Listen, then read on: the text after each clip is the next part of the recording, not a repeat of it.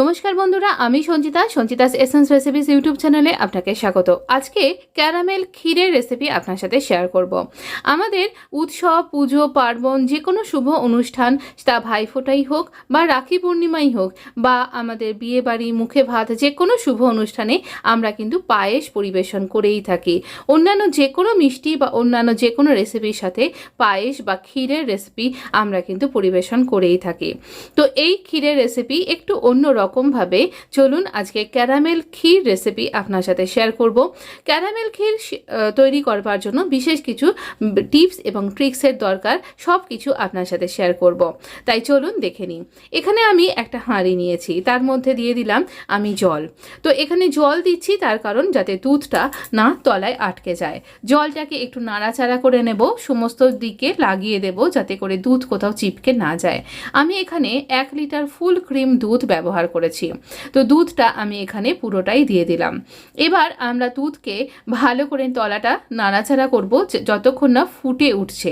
দেখুন ফুটতে শুরু করে দিয়েছে। এই অবস্থায় আমরা গোবিন্দভোগ চাল, এইরকম ছোট ছোট গ্রেনস হয় আর খুব সুগন্ধ এতে, এই গোবিন্দভোগ চাল আমি এখানে দিয়ে দিলাম।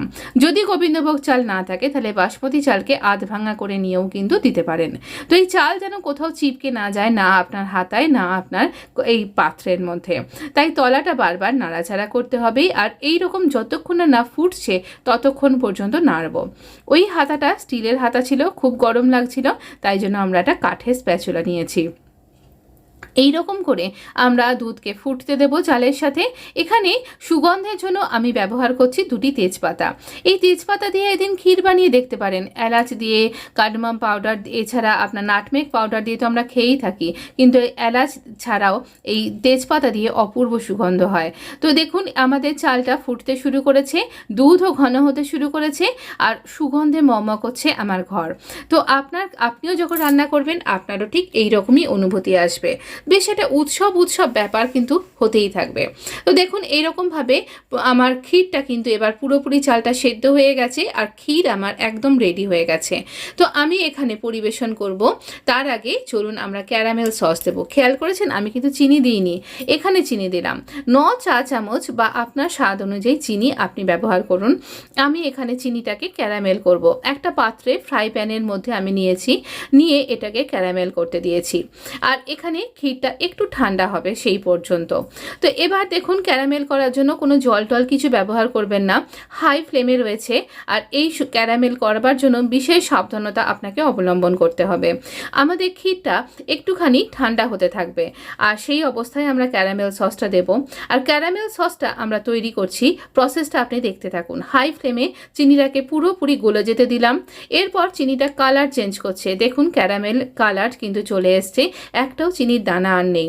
এই অবস্থায় খুব সাবধানে, ভীষণ সাবধানের সাথে হাতে একটু জল কাছে রাখুন, হাফ কাপ জল দিয়ে সঙ্গে সঙ্গে চাপা দিয়ে দিন, আঁচটা কিন্তু কমিয়ে দেবেন।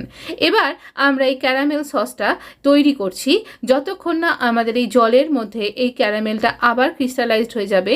তো এটা আপনি এরকম এর সাথে মিশে যতক্ষণ না যাচ্ছে ততক্ষণ পর্যন্ত আমরা নাড়াচাড়া করব, যতক্ষণ না এই জলের সাথে এই চিনির সিরাপটা মিশে না যাচ্ছে। অপূর্ব সুন্দর ক্যারামেলের গন্ধ আর পায়েসের গন্ধ মিলেমিশে একাকার হয়ে গেছে। এবার এই সসটা ঢেলে দেব এই হাঁড়ির মধ্যে। দেখুন আমার এই ক্ষীরটা গরম তো আছে কিন্তু একটু ঠান্ডাও হয়ে গেছে।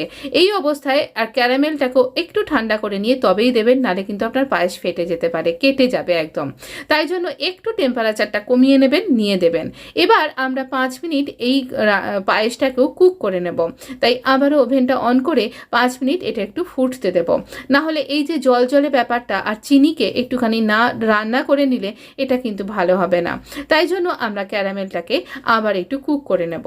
দেখছেন মনে হচ্ছে না গুড়ের পায়েস, আর অপূর্ব সুন্দর গন্ধ হবে। জানেন তো ক্যারামেলের একটা অপূর্ব সুন্দর গন্ধ।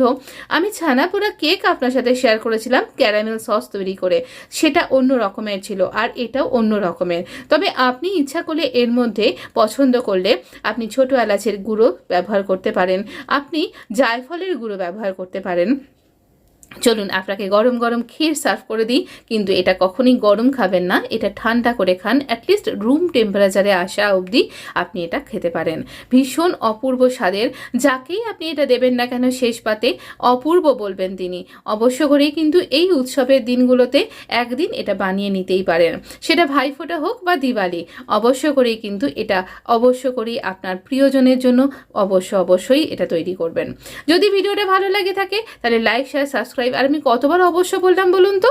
তাহলে অবশ্য করেই একবার সাবস্ক্রাইব বাটনটা ক্লিক করেই দিন। ভীষণ বড় একটা ধামাকা হচ্ছে আজকাল সাবস্ক্রাইব বাটন ক্লিক করলে পারে। আর লাইক শেয়ার তো অবশ্যই করবেন।